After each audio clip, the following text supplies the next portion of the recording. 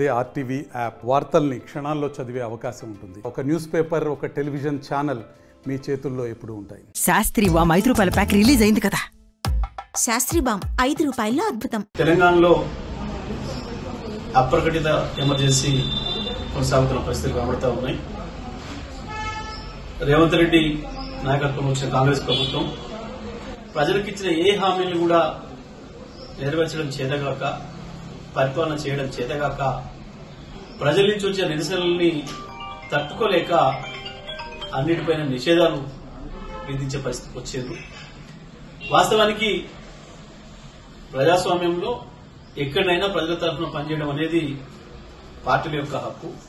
ఇవాళ మరి BRS party ఏ కార్యక్రమాలు తీసుకున్నా అడ్డుకోవడం అనేది ప్రభుత్వానికి అలవాటుగా మారింది. ప్రత్యేకించి కేటీఆర్ గారు ఇక్కడ ఏ కార్యక్రమానికి హాజరవుతుండన్నా, కేటీఆర్ గారు ఇంట్లో నుంచి అడుగు బయటకు పెడుతుండన్నా ఎందుకో రేవంత్ రెడ్డి ప్రభుత్వానికి అంత వణుకు పుడుతుంది.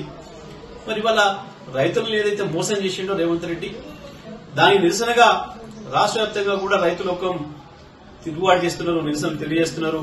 బీఆర్ఎస్ పార్టీ నాయకత్వం వహించాలని కోరుకుంటున్నారు. ప్రత్యేకించి కేటీఆర్ గారు రావాలని చెప్పి కూడా అన్ని వర్గాల నుంచి విజ్ఞప్తులు వస్తున్నాయి. దాంట్లో భాగంగా ఇవాళ రైతులకు ఏదైతే మోసం చేసిండో రేవంత్ రెడ్డి, రుణమాఫీ విషయంలో కావచ్చు, రైతు భరోసా విషయంలో కావచ్చు, మిగతా అన్ని విషయాలలో మోసం చేస్తున్న విధానానికి నిరసనగా నీళ్ల విషయంలో కూడా ఒకవైపు కృష్ణా గోదావరిలో నీళ్లు ఉండి కూడా నీళ్లు ఇవ్వలేక ఇవాళ పొలాలను ఎండబెడతా ఉన్నాడు. కాళేశ్వరం నుంచి బ్రహ్మాండంగా 1 కోటి ఎకరాల్లో నీళ్లు పారించుకునే అవకాశం ఉండి కూడా నీళ్లు ఇవ్వలేని స్థితిలో ఈ దుర్మార్గమైన ప్రభుత్వం ఉంది.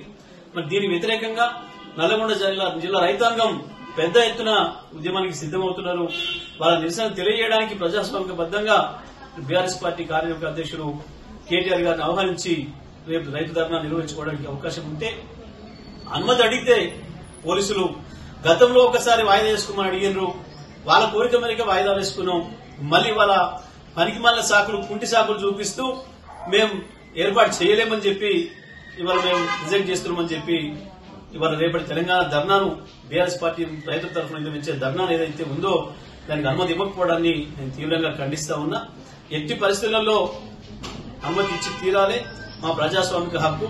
మేము ధర్నా జరిపి తీరుతాం, అందులో సందేహమేం లేదు. ఏ పరిస్థితుల్లో కూడా కోర్టు ద్వారా కూడా మాకున్న అవకాశాన్ని మేము వినియోగించుకుంటాం. స్పష్టంగా మేము ఈ నెల 14వ తారీఖునే గతంలో పెట్టుకున్నాం. మేము వాస్తవానికి పెట్టుకున్నప్పటికీ కూడా జిల్లా పోలీసు యంత్రాంగం మమ్మల్ని రిక్వెస్ట్ చేశారు. ప్రత్యేకించి నాతో కూడా మాట్లాడి, సార్ ఇప్పుడు ట్రాఫిక్ ఇబ్బంది అవుతుంది, హైదరాబాద్ నుంచి అందరూ కూడా ఆంధ్ర వైపు తరలిపోతున్నారు కదా, దయచేసి మీరు ఇంకో సమయం తీసుకోండి, మేము అనుమతిస్తామని చెప్పి వాళ్ళు కోరిన పిలుపునే మేము ఈ నెల 27వ తారీఖుకు మేము వాయిదా పెట్టుకున్నాం. 19-20లలో కూడా అట్నుంచి వచ్చే అవకాశం ఉందని మాకు తెలుసు. అందుకనే మాకు 19-20లో పెట్టుకోమని చెప్పి వాళ్ళు అడిగినప్పుడు కూడా మేమే ఆ విషయం చెప్పి, లేదు మళ్ళీ రిటర్న్ వచ్చే వాళ్ళు కూడా ఉంటారు, 19వ తారీఖు ఆదివారం కూడా వస్తారు, కాబట్టి సోమవారం కూడా సెలవు ఇచ్చి మేము మంగళవారం నాడు 22వ తారీఖు నాడు పెట్టుకుంటామని చెప్పి స్పష్టంగా చెప్పినప్పటికీ కూడా ఇవాళ మళ్ళీ ఏదో ఒక కుంటి సాకులు చూపిస్తూ ధర్నాను రిజెక్ట్ చేస్తూ, మా అనుమతిని రిజెక్ట్ చేస్తూ ఏదైతే జిల్లా పోలీసులు మాకు ఇవాళ ఉత్తర్వు ఇచ్చారో, ఇది పూర్తిగా రాష్ట్ర ప్రభుత్వం పైనుంచి వచ్చిన ఉత్తర్వుల మేరకు మాత్రమే జరిగింది. ఇక్కడ జిల్లా పోలీసు యంత్రాంగానికి అక్కడ అంత ఇబ్బందులు జరిగే పరిస్థితి ఏం లేదు. గతంలో కూడా మనం చూసినాం, మహబూబాబాద్ ధర్నాప్పుడు కూడా కుంటి సాకులు పెట్టి రిజెక్ట్ చేసినారు. అయినప్పటికీ కూడా మేము కోర్టు అనుమతితో పోయినాం.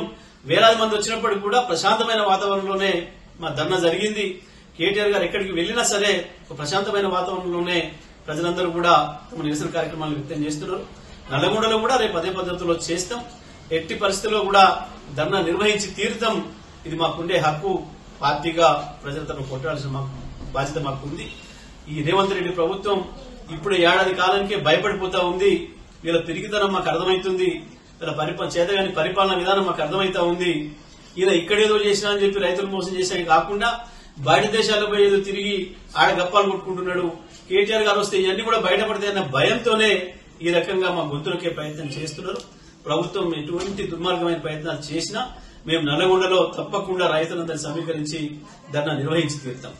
మరిన్ని వీడియోస్ కోసం ఛానల్ ని సబ్స్క్రైబ్ చేయండి. లేటెస్ట్ అప్డేట్స్ కోసం వాట్సాప్ ఛానల్ ని ఫాలో చేయండి. అండ్ లింక్ డిస్క్రిప్షన్ లో ఉంది.